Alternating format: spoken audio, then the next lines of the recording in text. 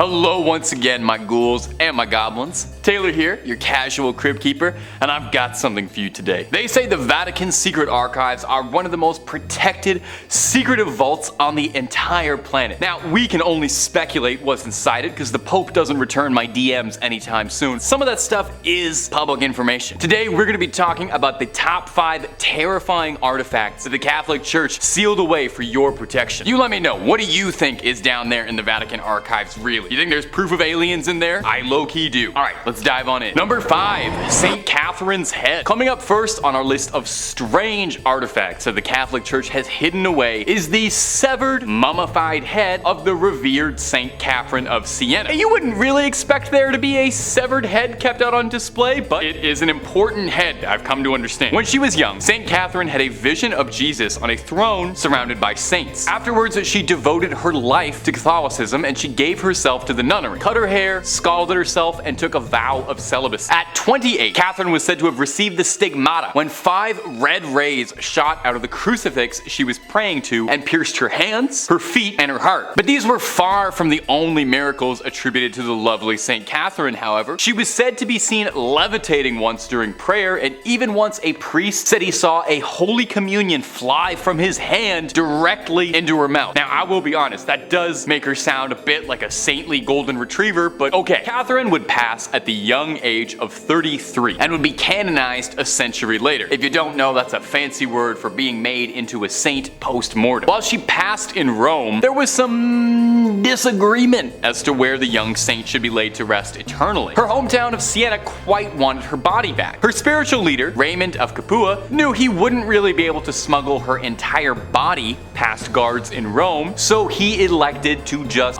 take her head in a bag, which normally would be terrifying behavior, but it's good here. The story goes that when the guards intercepted Raymond, he prayed to Catherine, and when they looked inside his sack, they found naught but a collection of rose petals and not a severed head. Her final miracle. Now, the head was placed in a reliquary. That's a difficult word to say, especially on a teleprompter. The head was placed in a reliquary where it still remains today, and you can go and pray to it, and I promise it's not gonna blink or anything at you, even though it looks like it just might. And if you're looking for way more stories of creepy relics locked away, haunted object, cursed things, cryptids, conspiracies, aliens, the whole scary 9 yards, Top 5 Scary has all of that and then some. So hit that little bell, hit subscribe, and make sure you do not miss a single thing. Do it after this video, okay? We got way more creepy things locked away coming up for you right now. Number 4, the Grand Grimoire. Our next entry has been formally referred to as the Gospel of Satan and is said to be a cursed book whose knowledge had to be sealed away to protect humanity. So this might be the most deadly book ever published after Hop on Pop. The Grand Grimoire, who is said to have been penned by a priest in the 16th century who was possessed by a litany of demons who compelled the man to put their knowledge to paper. Acting as a scribe for these demons, the man wrote everything they knew about dark incantations, spells, instructions on how to cast rituals, ways to bind a demon to you to make it your little minion and do your bidding. Wait, a demon gave instructions on how it wants to be bound to a human to serve humans? Freaky little demon. That's not all too. There is a step-by-step recipe for a little necromancy if you're down to dabble in some dark arts and make some bones dance to your rhythm. The book really covers all the fun stuff you have been told not to do. It's not just brimstone and hellfire neither. There's rituals to help manipulate luck, how to conduct a seance, and I actually think this is adorable. There's even ways to make people love you in there. But dating tip from old Tay,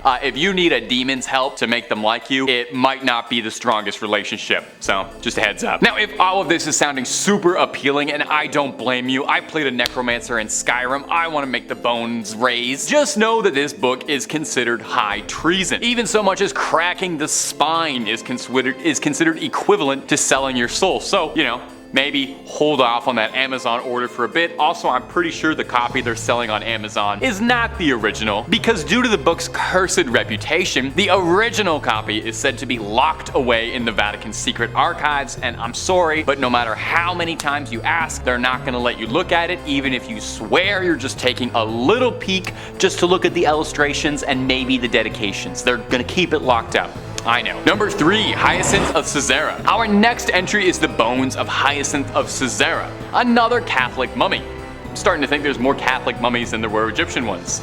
Incredibly ornate and gorgeous, the bones of Hyacinth look like something out of one of the Indiana Jones sequels rather than like a real thing you can go and see, but I promise you they are totally extant. On the grounds of the Fürstenfeld Abbey reside the relics of 2 saints. Now, these aren't just like a toenail or a tongue, and more on that later, but these are full-on science class skeletons dressed to the 9 in gold and jewels, encrusted in more diamonds and rubies than you could imagine. They are probably worth more than your and my apartments combined. Old Hyacinth, Hycy, as he liked to be called by his friends, was an obscure martyr from the early days of Christianity, slain by the Romans for his faith. We know precious little about him today, but we know that his name appears in a list of martyrs from the 4th century, which suggests that he used to be pretty important, and he was popular enough to write his name down on a list, much like what I'm doing right now. Look at how history repeats itself like that. Isn't that fascinating? Now, Hyacinth's skeleton showed up at the Church of the Assumption in, I'm gonna excuse the pronunciation here, Fürstenfeldbruck near Munich at an unknown date. Did somebody just dropped him off? Somebody just dumped a bag of bones on the front step like he's a baby you're giving up for adoption at the fire station? No more questions. The church was sacked by the Swedish army in the 17th century, and when it was rebuilt, they really went all out with the decor, going over the top, a little baroque, including a skeleton decked out in bling, looking like he is about to take over the skeleton rap scene. So that's Hyacinth, largely not remembered in life for any particular reason beyond being slain for his religion, and remembered forever as a ludicrously swagged out skeleton. We can all only hope for similar legacies as dear sweet Hyacinth. Number 2, the tongue of Saint Padua. Did you know your tongue is made up of 8 muscles? Maybe you didn't. Did you know that one of the most important relics to the Catholic Church is a dried up 8,000-year-old tongue that looks like beef jerky kept inside a golden helmet that looks like something out of a dark fantasy 80s movie? Well, now you do. And have you enjoyed how much of this list is mummified bodies in gold? Because I have. St. Anthony was said to be a jewel case of the Bible, making a name for himself with his apparently extremely inspirational sermons that won the Catholic Church many new members. People would flock in just to hear what St. Anthony was talking about. Apparently, he even got a bunch of ex-Christians to reform and rejoin the faith. He was apparently an incredibly accomplished public speaker, and I would say that he had a silver tongue, but we actually have proof of what color his tongue was because it's kept in a little glass jar. St. Anthony would pass away in 1231 from edema, a horrible disease that causes a buildup and blockage of fluid in the body's tissues. Now, some 30 years later, in 1263, he was exhumed, and shocking the gravediggers who were doing it, while his body had rotted and decomposed, his legendary tongue was still intact, as incorruptible as it had been in life, allegedly still wet with saliva. I wonder if he could still taste. Seeing it was a miracle, the gravediggers took his tongue alongside the bottom half of his jaw, and they are both displayed in the Basilica of St. Anthony of Padua in elaborate gold reliquaries. But honestly, it looks like something straight out of Warhammer 40k. Does no one think this is as odd as I do? Maybe I'm an outsider. I didn't grow up terribly Catholic, so I don't really know these imagery. I know the story behind it isn't terribly scary, but the image of this tongue and jaw inside a little glass helmet wrapped in gold looks like something I would ask an AI to make if I typed in nightmare. A tongue shouldn't look like that.